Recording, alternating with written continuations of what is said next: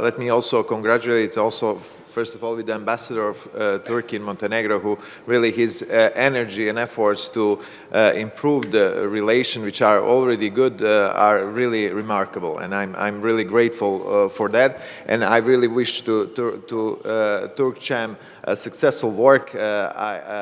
It really includes some distinguished companies also from Turkey, but also from Montenegro, and really great to hear some familiar names here. As I agreed with our guests here and panelists, I will give an overview of the world economy and Montenegrin economy, and then leave them the floor to go in depth and discuss more about the Turkish economy.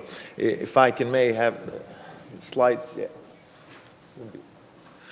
So just to start how we arrived to this inflation that is finally decreasing in the last quarter, and the forecast is positive also for the next year.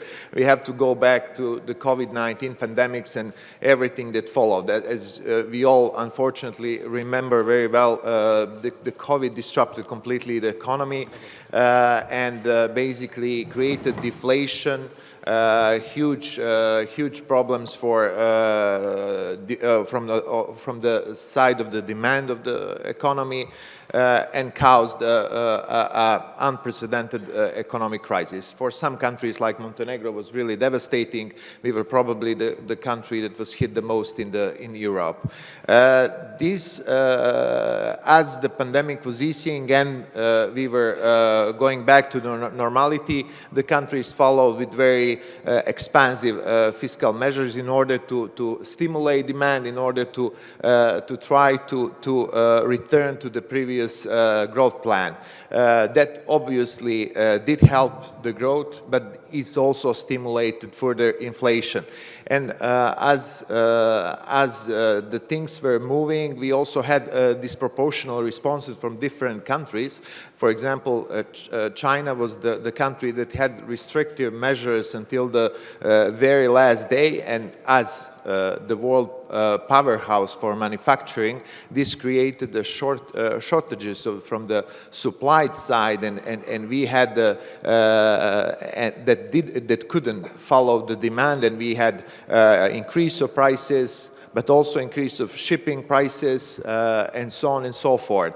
As we were going back to normality, and as we were expecting somehow things to go to normal path, we had a war in Ukraine that, again, as an external shock, increased the prices of gas following the sanctions from the Western Bloc towards Russia, but also caused a huge inflation in food industry, as these countries are one of the largest producers of food and fertilizers.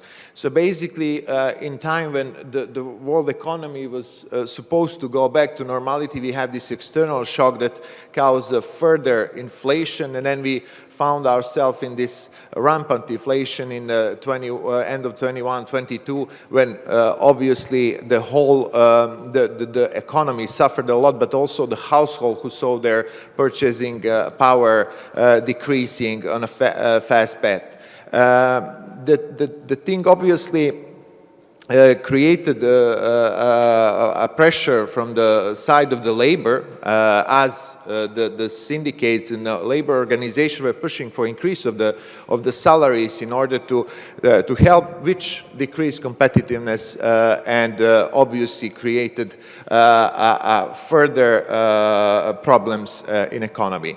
So basically, we were ending up 2023 with two forecasts. That one was of the soft landing, which means that the banks, the central banks, and the governments will manage to, with their monetary restriction, control the situation and decrease inflation in a way to not damage the economic growth.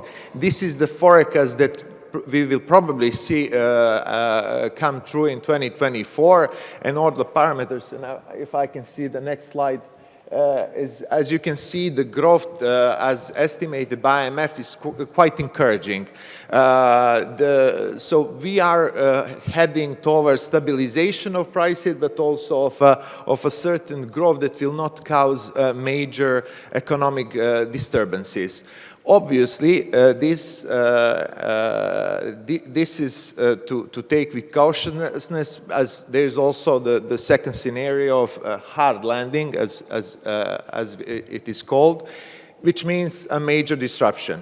This is still possible, and especially due to some external shocks. Here, maybe the most obvious crisis that can come out is the war in Gaza, which, if spreads in the Middle East, could cause another external shock, which could increase the prices of oil and even disrupt the supply chains. As we saw, the attacks in the Red Sea did cause that some ships had to go around and so on.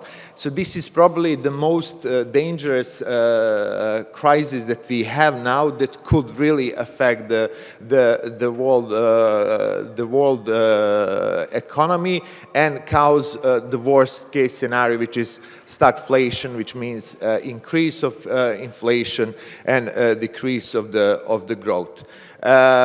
Hopefully this will not happen, but again, there are also other crises. There are elections in in many countries of the world, and there are the elections in the United States, which can cause some uncertainties on an international level.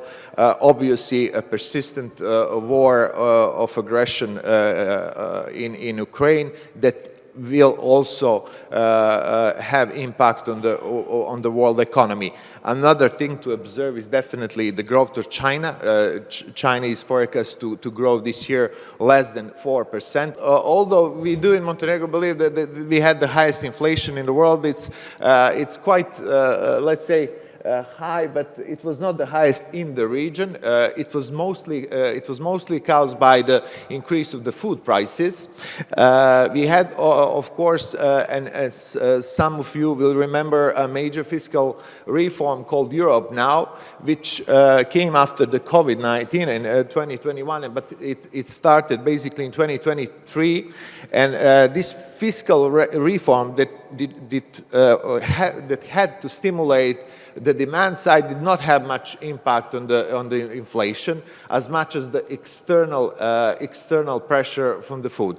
Fortunately, as we are not using the gas, we kept our price of electricity on the same level, and so we at least avoided that part of the inflation. That's the only reason why we probably didn't have the highest inflation in the region. But in general, Montenegro, after these are the growth rates. After the COVID, Montenegro, as I mentioned, had probably the biggest drop in GDP in Europe. This is mainly, as we all know, due to our reliance on tourism. Tourism probably was the sector that was hit the most during the COVID, and due to a very vulnerable structure of our economy. Although vulnerable long-term, it also proved very flexible, and as you can see, it recovered almost immediately. 2 years ago, we already returned on the 2019. 2023 was also a good year for Montenegro economy. This is, I would like also to highlight, this was happening without major infrastructural investments in the country, which have always been very important part of the growth in Montenegro, as in a small economy and very dependent from the construction and real estate sector. As you can imagine, a large infrastructural investments always have a very good spillover effect and can on their own stimulate the growth. This was happening without that. Steady FDI inflows. Montenegro in 2022 was among 10 economies in the world for the percentage of foreign direct investments related to as a percentage of GDP. Unfortunately, most of these investments were at least a good part, some 40% was actually focused on real estate and the tourism, but nevertheless, it did help the country recovering from the COVID virus.